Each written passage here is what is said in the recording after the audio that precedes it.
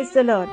கிறிஸ்துவுக்குள் மிகவும் பிரியமான என் அன்பு சகோதர சகோதரிகளே, உலக இரட்சகராம் இயேசு கிறிஸ்துவின் இனிய நாமத்தில் உங்களுக்கு என் அன்பின் வாழ்த்துக்களை தெரிவித்துக் கொள்கின்றேன்.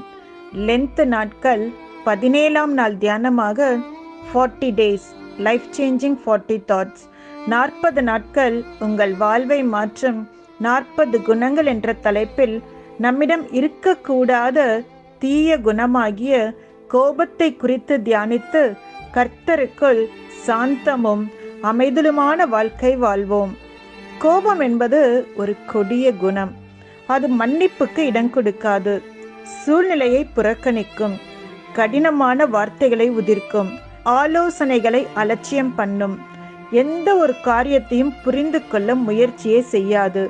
ஆங்கிலத்தில் இப்படியாக சொல்வார்கள், anger is one word short of danger என்று. ஆனால் இன்றைக்கு இந்த உலகத்தில் இருக்கும் பலரும் இந்த டேஞ்சரை தான் அதிகமாக பயன்படுத்துகிறார்கள். இன்றைக்கு ஊழியம் செய்பவர்களும் சரி, விசுவாசிகளும் சரி, கோபம் என்ற மாம்ச கிரியைக்கு அடிமையாயிருப்பது மிகவும் வேதனையான ஒரு செயல். பெருமைக்கு தேவன் எதிர்த்து நிற்கிறார் என்பது எவ்வளவு உண்மையோ அதுபோல நம்முடைய தேவன் கோபத்திற்கும் எதிர்த்து நிற்கின்றார். கோபம் தேவனுக்கு விரோதமான பகை. ஏன் தெரியுமா? யாக்கோபு 1:20 சொல்கிறது, மனுஷனுடைய கோபம் தேவனுடைய நீதியை நடப்பிக்க மாட்டாதே என்று. மேலும் கலாத்தியர் 6ஆம் அதிகாரத்தில் பகைகள், விரோதங்கள், வைராக்கியங்கள், கோபங்கள், சண்டைகள் இவைகளை செய்கிறவர்கள் தேவனுடைய ராஜ்யத்தை சுதந்தரிப்பதில்லை என்று வேதம் ஆணித்தரமாக சொல்கின்றது. ஒரு மனிதனுக்கு எதனால் கோபம் வருகிறது என்று பார்த்தோமானால், எரிச்சல் வரும்போது கோபம் வருகிறது. உதாரணமாக நாம் ஆதியாகமம் 4:5 பார்க்கலாம், ஆபேலின் காணிக்கையை கர்த்தர் அங்கீகரித்த போது காயனுக்கு ஆபேலின் மேல் கோபம் வந்தது. ஏமாற்றப்படும் போது கோபம் வருகின்றது. ஆதியாகமம் 27ஆம் அதிகாரத்தில் பார்த்தோமானால், ஏசா பெற்றுக்கொள்ள வேண்டிய சேஷ்ட புத்திர ஆசீர்வாதத்தை அவருடைய சகோதரனாகிய யாக்கோபு ஏமாற்றி பெற்றுக்கொண்ட போது ஏசாவிற்கு யாக்கோபின் மேல் கோபம் வந்தது. தாங்கள் தாழ்த்தப்படும் போது கோபம் வருகிறது. உதாரணமாக ஆதியாகமம் 37:5 யோசேப்பு கண்ட சொப்பனம் அவன் சகோதரர்கள் அவனுக்கு முன்பாக தலை வணங்குவது போல இருந்ததால் அவருடைய சகோதரர்களுக்கு யோசேப்பின் மேல் கோபம் வந்தது. தன்னை விட தனக்கு கீழ் இருப்பவர்களை புகழும் போது கோபம் வருகிறது. 1 சாமுவேல் 18:7 சவுல் கொன்றது 1000, தாவீது கொன்றது 10,000 என்று ஸ்திரீகள் எல்லாரும் தாவீதை புகழ்ந்து பாடினதை கேட்ட சவுல் ராஜாவிற்கு தாவீதை கொல்லும் அளவிற்கு அவருக்கு கோபம் வந்தது. பிறர் தன்னை கேலி செய்யும் போது கோபம் வருகிறது. 2 ராஜாக்கள் 2:23-24 பிள்ளைகள் எலிசாவை அவருடைய குறையை சொல்லி கேலி செய்த போது எலிசாவிற்கு கோபம் வந்தது. தன்னை பிறர் மதிக்காத போது கோபம் வருகின்றது. 1 சாமுவேல் 25:3-25 வாசித்தோம் என்றால், தாவீது நாபாலிடம் உதவி கேட்டபோது நாபால் உதவி செய்யவில்லை, மாறாக தாவீதை தூஷணமாக பேசினான். இதனால் தாவீதிற்கு நாபாலின் மேல் கோபம் வந்தது. நாம் நேசித்தவர்களுக்கு ஒரு ஆபத்து வரும்போது கோபம் வருகின்றது. யோவான் 18:10 இயேசு கிறிஸ்துவை பிடிக்க வந்த போர் சேவகருடைய காதை பேதுரு கோபத்தினால் வெட்டி விடுவார் என்று நாம் பார்க்கலாம். கடினமான சொற்களை பேசும்போது கோபம் வருகின்றது. நீதிமொழிகள் 15:1 சொல்கிறது, கடும் சொற்களோ கோபத்தை எழுப்பும். இப்படி பல காரணங்களால் நமக்கு கோபம் வருகின்றது. ஏன், காரணமே இல்லாமல் கோபப்படுகிறவர்கள் கூட உண்டு. சரி, கோபத்தின் வகைகள் என்று பார்த்தோம் என்றால் நியாயமான கோபம் உண்டு. எருசலேம் ஆலயத்தில் தேவனை ஆராதிப்பதை குலைப்பதையும் பரிசுத்தமான இடம் திருடர்களின் குகையாக மாற்றப்பட்டதையும் கண்டு கர்த்தராகிய இயேசு கோபம் அடைந்தார் என்று யோவான் 2ஆம் அதிகாரம் 13-18 வசனங்களில் பார்க்கலாம்.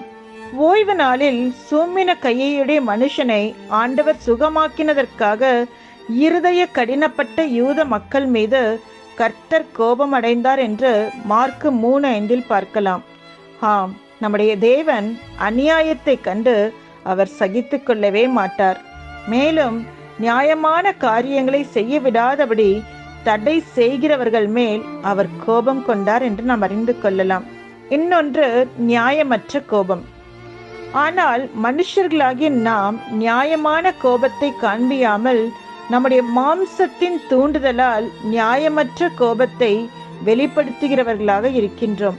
இப்படிப்பட்ட கோபங்கள் பெருமையால் தூண்டப்படுகின்றது, ஒரு பயனும் அற்றது, மற்றவர்களுடைய மனதை காயப்படுத்துகின்றது, உள்ளத்தை உடைக்கின்றது, உறவுகளை பிரிக்கின்றது, தேவன் நம்மை குறித்து வைத்திருக்கின்ற நோக்கங்களை சேதப்படுத்துகின்றது. இன்னொரு கோபம் என்று பார்த்தோம் என்றால் கட்டுப்பாடற்ற, அதாவது கண்மூடித்தனமான கோபம்.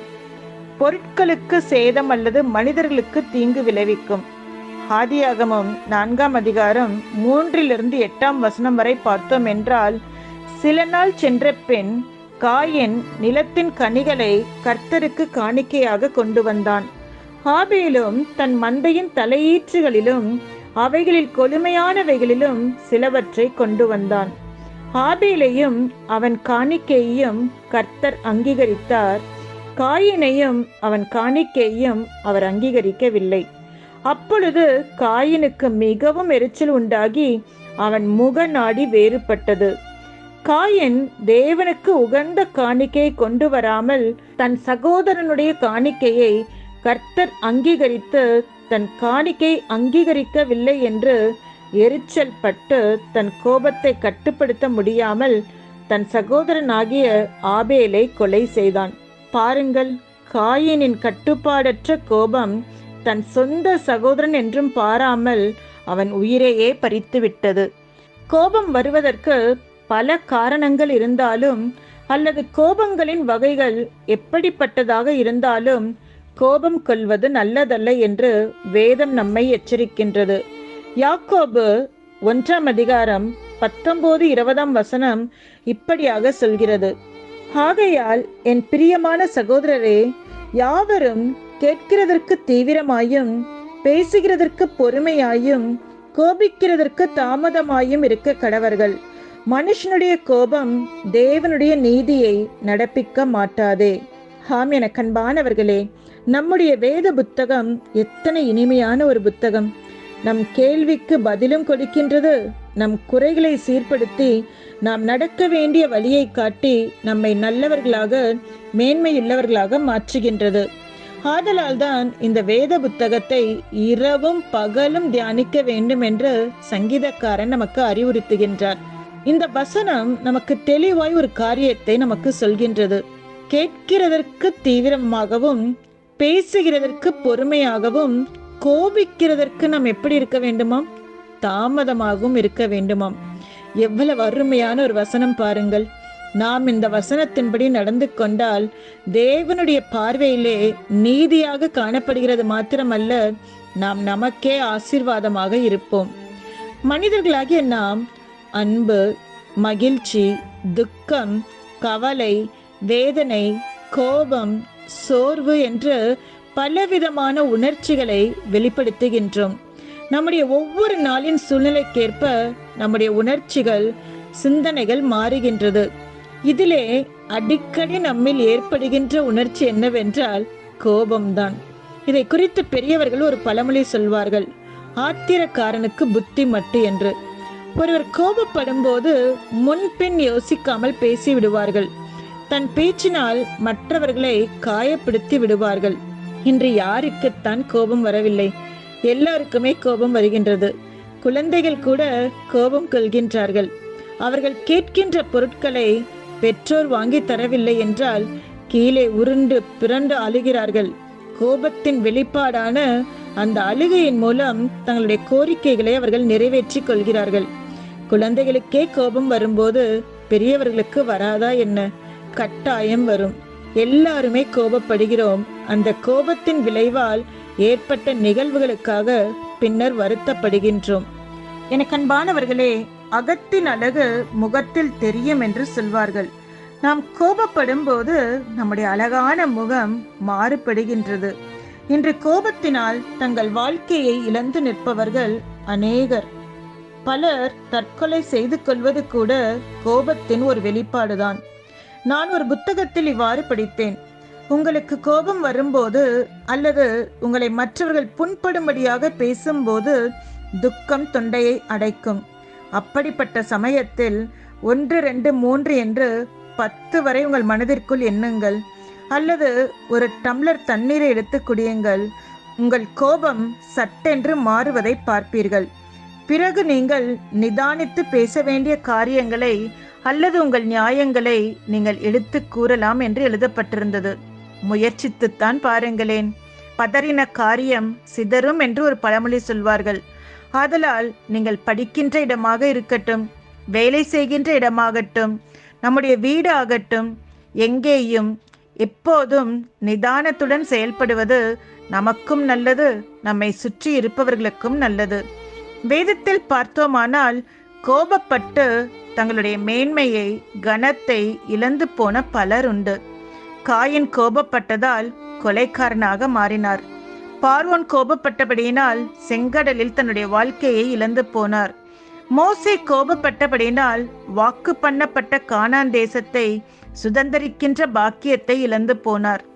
எலிசா கோபப்பட்டபடியினால் தன் ஊழியம் பாதியிலேயே முடிகிறதற்கு காரணமானார். யோனா கோபப்பட்டபடியினால் ஆண்டவருடைய திட்டத்தை அறியாமல் போனார். எனக்கன்பானவர்களே, நாம் ஒரு ரப்பர் பந்தை சுவரில் அடித்தோம் என்றால் அந்த பந்து என்ன செய்யும்? திரும்பி நம்மை நோக்கித்தான் வரும். அது போன்றதுதான் கோபமும். நாம் எந்த அளவுக்கு கோபத்தை வெளிப்படுத்துகின்றோமோ அதே அளவான எதிர்விளைவு நிச்சயம் உண்டு. சிலர் இவ்வண்ணமாக சொல்கிறதை கேள்விப்பட்டிருக்கிறேன். இந்த நாட்களில் நாம் கோபப்படாமல் அன்பாக பேசினால் நம்மை எளிதாக ஏமாற்றி விடுவார்கள் என்று சொல்வார்கள். அதிலும் சிலர் நம் கீழ் வேலை செய்கிறவர்களிடத்தில் கோபப்பட்டால் கடுமையாக பேசினால்தான் வேலை வாங்க முடியும் என்று நினைக்கிறவர்களும் உண்டு. ஆனால் கோபப்படாமல் அன்பாய் பேசியும் வேலை வாங்க முடியும்.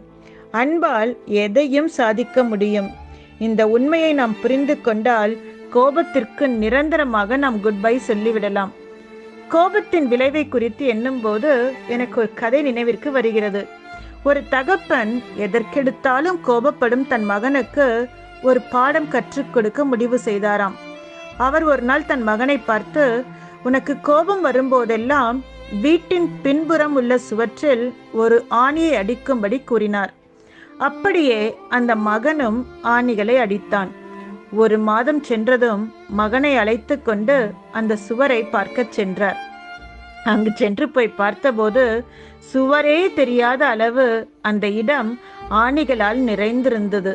தகப்பன் மகனை பார்த்து கேட்டார், இங்கே இருந்த சுவர் எங்கே போயிற்று என்று. அப்போதுதான் அந்த மகன் உணர்ந்தான், தான் ஒவ்வொரு முறை கோபப்படும் போதெல்லாம் அடித்த ஆணிகளால் சுவர் இருக்கும் இடம் தெரியாமல் மறைந்து போனது என்று பார்த்தான். உடனே தகப்பன் மகனை பார்த்து சொன்னார், மகனே, இந்த சுவர் மீண்டும் தெரிய வேண்டுமானால் நீ உன் கோபத்தை கட்டுப்படுத்து. ஒவ்வொரு தடவை உன் கோபத்தை கட்டுப்படுத்தும் போதும் இந்த சுவரில் நீ அடித்த ஆணியை ஒவ்வொன்றாக நீயே பிடுங்கி போடு என்று சொன்னாராம். மகனும் தன்னுடைய தந்தை சொன்னபடியே செய்தான். கொஞ்ச நாள் கழித்து தகப்பன் மகனை கூட்டிக் கொண்டு மறுபடியும் அந்த சுவரை பார்க்க சென்றார். இந்த தடவை மறைந்து போயிருந்த அந்த சுவர் தெரிய ஆரம்பித்தது. ஆனால் ஆணிகள் அடிக்கப்பட்டிருந்த இடம் முழுவதும் ஓட்டைகளாக தெரிந்ததாம். அதை பார்த்த தகப்பன் மகனிடம் சொன்னாராம், உன் கோபம் எவ்வளவு பெரிய அடையாளங்களை உண்டு பண்ணியிருக்கிறது பார் என்று சொன்னாராம். மகன் அதை கண்டபோது தன் தவறை உணர்ந்தான். நாம் அவசரப்பட்டு கோபப்படுகிறதால் உண்டாகிற பக்க விளைவுகள் கரைகளாக மாறி விடுகிறது என்பதை புரிந்து கொண்டு தன்னை திருத்தி கொண்டானாம். ஆம் பிரியமானவர்களே, கோபம் கொள்வதற்கு 1 நிமிஷம் போதும். ஆனால் அதன் விளைவுகளை ஆயுசுக்கும் சரி செய்வது மிகவும் கடினம். சரி, இந்த கோபத்தை நம்மால் எப்படி கட்டுப்படுத்த முடியும்? அதற்கும் வேதமே நமக்கு பதில் சொல்கின்றது. வேதம் நாம் பின்பற்றும்படி சில அருமையான ஆலோசனைகளை நமக்கு சொல்கிறது. முதலாவதாக மனதில் கோபம் கொள்ளக்கூடாது என்று சொல்கிறது. பிரசங்கி 7:9 உன் மனதில் சீக்கிரமாய் கோபம் கொள்ளாதே, மூடரின் நெஞ்சிலே கோபம் குடிக்கொள்ளும். எனக்கு அன்பானவர்களே, நம்முடைய மனதிலே நாம் கோபத்தை ஏற்றிக்கொள்ளும் போதுதான் அது என்னவாகிறது? எரிச்சலாக வெளிவருகிறது, கோபமாக வெளிவருகிறது, பின்விளைவுகளை ஏற்படுத்துகிறதாக இருக்கின்றது. அதனால் நாம் மனதில் என்ன செய்யக்கூடாதாம்? நாம் எந்த ஒரு கோபமான காரியத்தையும் நம்முடைய மனதிலே ஏற்றுக்கொள்ள கூடாதாம். இரண்டாவதாக, கோபம் கடந்து போகும் வரை நம்மை பிறருக்கு காட்டாமல் அமைதியாக ஒளித்து கொள்ள சொல்கிறது. ஏசாயா 26:20 என் ஜனமே, நீ போய் உன் அறைகளுக்குள்ளே பிரவேசித்து உன் கதவுகளை பூட்டிக்கொண்டு சினம் கடந்து போகும் மட்டும் கொஞ்ச நேரம் ஒளித்துக்கொள். எவ்வளவு அழகா ஒரு ஆலோசனை சொல்றாரு இல்லையா? நம்ம அவசரப்பட்டு கோவப்படும் போது நம்ம என்ன செய்கிறோம் என்று நமக்கு தெரியாமலே ஏதாவது ஒரு தவறான காரியங்களை, மனம் புண்படும்படியான காரியங்களை நாம் செய்து விடுகிறோம். ஆதலால் வேதம் நமக்கு அழகா ஒரு ஆலோசனை சொல்கிறது. உங்களுடைய கோபம் கடந்து போகும் மட்டும் நாம் என்ன செய்ய வேண்டுமா? நாம் தனியாக ஒரு இடத்தில் நம்மை அமைதியாக ஒளித்து கொள்ள சொல்கிறது. சிறிது நேரம் சென்ற பிறகு அந்த கோபம் நம்மை விட்டு கடந்து சென்றுவிடும். மூன்றாவதாக, விவேகத்தோடு நடக்கும்படி வேதம் நமக்கு ஆலோசனை சொல்கிறது. நீதிமொழிகள் 19:11 மனுஷருடைய விவேகம் அவன் கோபத்தை அடக்கும், குற்றத்தை மன்னிப்பது அவனுக்கு மகிமை. ஆம், நம் விவேகத்தோடு ஞானத்தோடு நடந்து கொள்ளும் போது அந்த கோபம் நமக்கு அடங்கிவிடும். கோபம் நமக்கு அடங்கும் போது நமக்கு எதிராக காரியங்களை செய்கின்றவர்களை நாம் என்ன செய்து விடுவோமாம்? மன்னித்து விடுவோமாம். ஆதலால் நாம் கோபப்படும் போது விவேகத்தோடு ஞானத்தோடு நடந்து கொள்வது மிகவும் அவசியம். நான்காவதாக, கோபம் வரும்போது அதை தாமதப்படுத்தும்படி சொல்கின்றது. யாக்கோபு 1:19 என் பிரியமான சகோதரரே, யாவரும் கேட்கிறதற்கு தீவிரமாயும் பேசுகிறதற்கு பொறுமையாயும் கோபிக்கிறதற்கு தாமதமாயும் இருக்க கடவர்கள். நம்ம எப்படி இருக்கணுமா? இந்த காரியத்தையாவது கேட்கறதற்கு நம்ம தீவிரமா இருக்கணுமா? ஆனா ஒரு வார்த்தை பேசுகிறதற்கு முன்பாக பொறுமையா இருக்கணுமா? ஆனா கோபிக்கிறதுக்கு என்ன பண்ணணுமா? தாமதமா இருக்கணுமா? நம்ம கோபிக்கிறதற்கு கொஞ்ச நேரம் தாமதித்தால் போதும், அந்த கோபத்தினுடைய உக்கிரம் நிச்சயமாக தணிந்துவிடும். ஐந்தாவதாக, கோபத்தை விட்டுவிட சொல்லுகிறது. சங்கீதம் 37:8 கோபத்தை நெகிழ்ந்து உக்கிரத்தை விட்டுவிடு, பொல்லாப்பு செய்ய ஏதுவான எரிச்சல் உனக்கு வேண்டாம். நாம் என்ன பண்ணணுமா? கோபமே படக்கூடாதுன்னு சொல்லி வேதம் இந்த இடத்துல நமக்கு அழகாக சொல்கின்றது. மேலும் வேதம் நம்மை எச்சரித்து சொல்லுகின்றது என்னவென்றால், எபேசியர் 4:26 நீங்கள் கோபம் கொண்டாலும் பாவம் செய்யாதிருங்கள், சூரியன் அஸ்தமிக்கிறதற்கு முன்னதாக உங்கள் எரிச்சல் தனிய கடவது. இதையேதான் சங்கீதக்காரனாகிய தாவீதும் நமக்கு சொல்கின்றார். சங்கீதம் 4:4 நீங்கள் கோபம் கொண்டாலும் பாவம் செய்யாதிருங்கள், உங்கள் படுக்கையிலே உங்கள் இருதயத்தில் பேசிக்கொண்டு அமர்ந்திருங்கள். கோபம் என்பது மனிதருக்கு வரக்கூடிய இயற்கையான உணர்ச்சிகளில் ஒன்றாகும். ஆனால் அந்த கோபம் கட்டுப்பாட்டுக்குள் இருக்க வேண்டும். கோபம் ஒரு மனிதனை ஆளாமல் மனிதன் கோபத்தின் மேல் ஆளுகை செலுத்த வேண்டும். கோபம் கட்டுக்கடங்காமல் போகும்போது அது கோபாக்கினைக்குள் வழிநடத்தும், அன்பை முறித்து போடும், உறவுகளை சீர்குலைக்கும். சிலருக்கு கோபம் வந்துவிட்டால் அவர்கள் மிருகமாகி விடுகிறார்கள். என்ன செய்கிறோம் என்று தெரியாமல் கொடிய வார்த்தைகளை பேசி விடுகிறார்கள். நீதிமொழிகள் 15:18 சொல்கிறது, கோபக்காரன் சண்டையை எழுப்புகிறான். நீதிமொழிகள் 21:19 சொல்கிறது, சண்டைக்காரியும் கோபக்காரியுமான ஸ்திரீயுடன் குடியிருப்பதை பார்க்கிலும் வனாந்திரத்தில் குடியிருப்பது நலம். எனவே நாம் கவனமாக இருந்து கோபமாகி இந்த துர்க்குணத்தை நம்மை விட்டு நீக்கி அன்பின் தெய்வமாகிய இயேசு கிறிஸ்துவின் பிள்ளைகளாய் அனைவரிடத்திலும் அன்பாய் நடந்து கொள்வோம். உறவுகளை பிரித்து பகையை உண்டாக்கும் கோபம் நம்மிடத்தில் வேண்டாமே. கோபத்தை விட்டுவிட்டு யாவருடனும் சமாதானமாய் இருப்போம். எனக்கன்பானவர்களே, உறவுகளை பிரித்து பகையை உண்டாக்கும் இந்த கோபம் நம்மிடத்தில் வேண்டாமே. கோபத்தை விட்டு விடுவோம், யாவருடனும் சமாதானமாய் இருப்போம். எனக்கு அன்பானவர்களே, இன்றைக்கு இந்த கோபத்தை குறித்து நாம் பல காரியங்களை கேட்டோம். தேவையில்லாத இந்த கோப குணத்தை நம்மிடத்திலிருந்து அகற்றி விடுவோம். கர்த்தருக்கு பிரியமான ஒரு வாழ்க்கை வாழ பிரயாசப்படுவோம். இன்றைக்கு கேட்ட இந்த செய்தியை மற்றவர்களுக்கு ஷேர் செய்யுங்கள், ஃபார்வர்ட் செய்யுங்கள். இந்த சேனலை சப்ஸ்கிரைப் செய்யுங்கள். கர்த்தர் உங்களை ஆசீர்வதிப்பாராக. God bless you. எனக்கு அன்பானவர்களே, இந்த வார்த்தை உங்களுக்கு மிகுந்த ஒரு ஆறுதலாக ஆசீர்வாதமாய் இருக்கும் என்று நான் நம்புகிறேன். நம் தேவன் இரக்கமும் உருக்கமும் நீடிய சாந்தமும் தயவுள்ளவராக, கிருபை உள்ளவராக, மனு துருக்கம் உள்ளவராக, அன்பு உள்ளவராக இருக்கிறார். என் அன்பு தேவஜனமே, அவர் சொல்லுகிறார், நான் பரிசுத்தராய் இருக்கிறதை போல நீங்களும் பரிசுத்தமாயிருங்கள். என் அன்பு தேவஜனமே, தேவன் எத்தனை அன்புள்ளவர், எத்தனை தயவுள்ளவர். அவருடைய பிள்ளைகளாக நாமும் அவரை போல பொறுமை உள்ளவர்களாக, அவரை போல கோபத்தை விட்டு மன்னிக்கிறவர்களாக, நேசிக்கிறவர்களாக, தயவு காட்டுவர்களாக இருப்போம். மனுஷன் எதை விதைக்கிறானோ அதையே அறுப்பான் என்று சொன்ன வசனத்தின்படி அன்பையே விதைப்போம், அன்பையே அறுப்போம். சிஸ்டர் குளோரியா அவர்கள் கோபத்தை குறித்து பல அருமையான காரியங்களை நமக்கு கற்றுக் கொடுத்திருக்கிறார். அதை சிந்திப்போம், செயலிலே கொண்டு வர பார்ப்போம். அதோட பிரதிபலன் நன்மையை, அதோட பிரதிபலனை நாம் சொந்த கண்களால் காண ஏதுவாக அவைகள் இருக்கும். நாம் ஜெபம் செய்யலாமா? கண்களை மூடி ஜெபம் செய்வோம். அன்பும் இரக்கமுள்ள நல்ல தகப்பனே, இந்த வார்த்தைகளை கேட்ட ஒவ்வொருத்தரும் உடைய கருத்தில் நான் வைக்கிறேனப்பா. ஆம் சுவாமி, உமக்குள் இருந்த அதே தாழ்மை, உமக்குள் இருந்த அதே அன்பு, உமக்குள் இருந்த அதே தயவு, பணிவு தாங்கப்பா. நாங்கள் வெளிவீனும் உள்ளவர்கள் தான். சின்ன சின்ன காரியத்திற்கு கோபப்படுகிறோம், சின்ன சின்ன காரியங்களுக்கு சோர்ந்து போகிறோம், சின்ன சின்ன காரியங்களுக்கு மனம் தளர்ந்து போய்விடுகிறோம், விசுவாசத்தை இழந்து போய்விடுகிறோம். ஏன், உம்மை விட்டு தூரமாக பல நேரத்தில் நாங்கள் போய்விடுகிறோம். ஆனால் எங்கள் குறைகளை பாராமல் இன்றும் உம்முடைய அன்பிலே மாறாமல் இருக்கிறீரே, அதற்காக நாங்கள் நன்றி செலுத்துகிறோம். உமக்குள் இருந்த அதே அன்பை எங்கள் மனதிலும் ஊற்றுங்கப்பா.